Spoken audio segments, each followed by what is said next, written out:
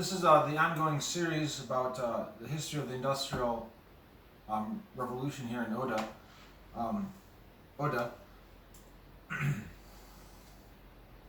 I'll read. I'll be continuing on here. The assignment to design the power station in Tisidal went to the architect Thorvald Astrup, who, early in the 20th century, became one of the most utilized Norwegian industrial architects. After an extension by the architect Victor Norden, the station got its symmetrically laid out facade, watercolor, that's the watercolor in the book. If an architect had first received a job from an industrialist, it was likely that he would receive similar jobs in other budding industrial towns. Thorvald Astrup left a distinct trail behind him, with several power stations, industrial buildings, and an administration villa for Norsk Hydro at Rjukan.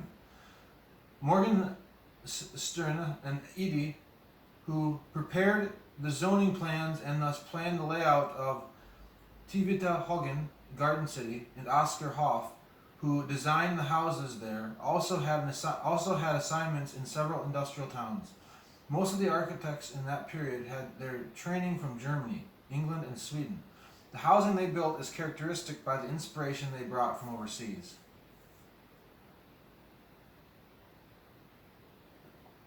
Okay, well, this is kind of I don't know, I hit on 2 or 3 little points here.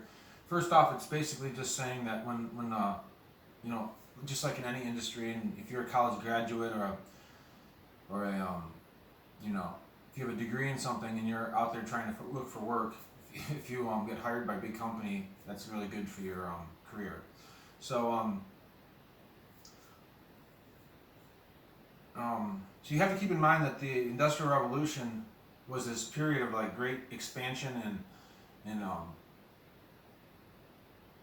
like intelligence, world intelligence. You know, the universities, the modernization of the world, basically. So all these technologies and everything kind of butted at once. You know, they all fed off each other, causing the Industrial Revolution. You know, as knowledge increased and techniques to create things sped up, you know, it just fueled expansion and growth. So, you know, these architects were coming and were looking for work, and it was, you know,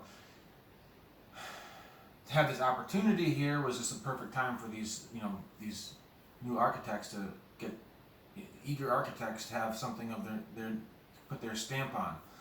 So it just you know, and that's still going on today. So that's not like a big story, but it is a story here, of course. I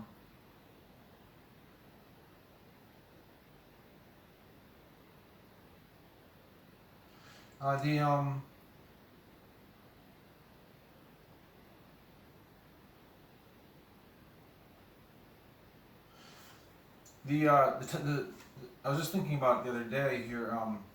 Talks about the town, the architects that started building the houses here too. So the other day, actually yesterday, I was you know, I vacillate from all different kinds of music.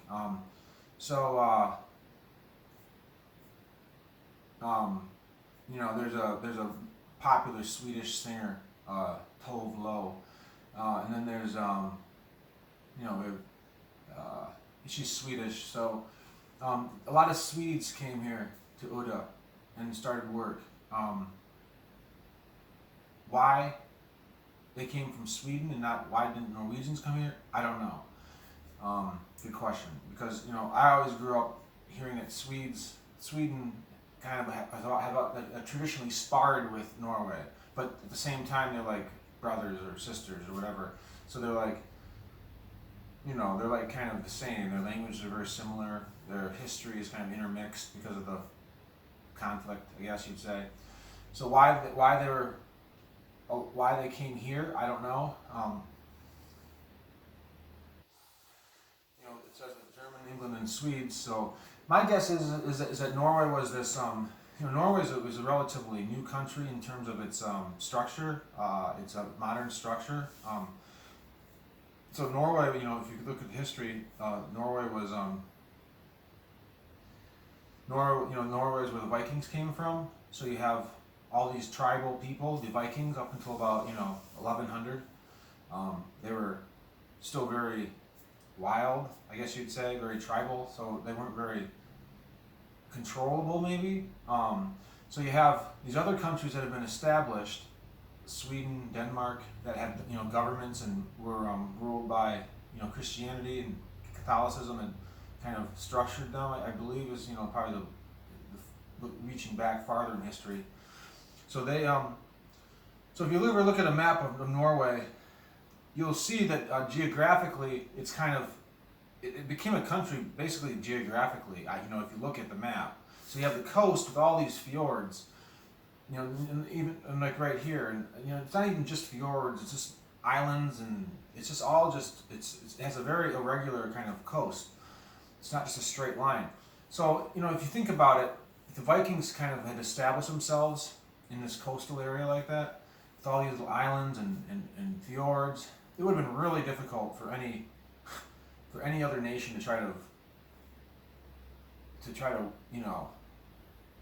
take over, because there are so many pockets of resistance that of the Vikings, and the Vikings were tough people, are tough people. So it's like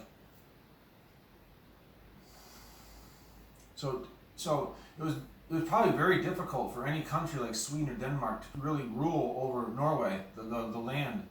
Because if you look at the map again, you'll see that it's like a mountain. The southern part of Norway is like a big mountain. It comes down to the sea, and then you kind of go towards Sweden. But still, Sweden would have to basically go over the mountain. And even when you go over the mountain, it's not like there's all of a sudden this like gradual kind of sloping down to the sea. It's still mountainous. So it's like, that would have been extremely difficult to try to conquer all that. So eventually they couldn't do it. And it isn't like the wars are today. So it was slow going wars, and people were, battles would be won and lost, and some of the Swedes or Danish would probably stay in certain parts of Norway, and then they would make friendships and probably have families with Norwegians. The Vikings. Now again, when I say Norwegians, Norse, Old Norse. I don't know the total history where like the language is, kind of divided, but So anyways, you can imagine now. So we have German, England, and Sweden. So those are three very established kind of countries. Now this is back in the early 1900s. So you got to imagine Norway really hasn't been established yet. It hasn't been able to take care of its natural resources, to build an economy, to support itself. So you still have all these very rural, people that are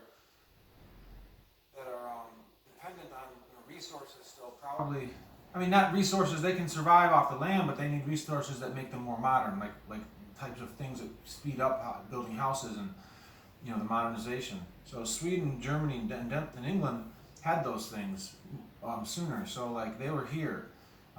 They were when someone from Sweden wanted to buy a whole bunch of property here to build a dam, it was much more likely that they would a Norwegian here would probably take that money, or the new government would take that money, because they needed these things to get the country up and running. Now Norway has oil, and they have tourism, and it's really, so you got to imagine. So you have these Germans, English, and Swedish people finding opportunity here. So as I'm looking through my building here, taking apart stuff, I'm finding all this stuff that is made in Sweden, England. I haven't found anything from Germany, but a few things from Germany. So that's kind of what you have. So so that kind of gives you a picture of what happened here. So again, everything kind of is in motion. Everything is in transition in the world. It's not just here. So we're all from where we came from. So if you understand where we came from, you kind of understand everything else better too. So the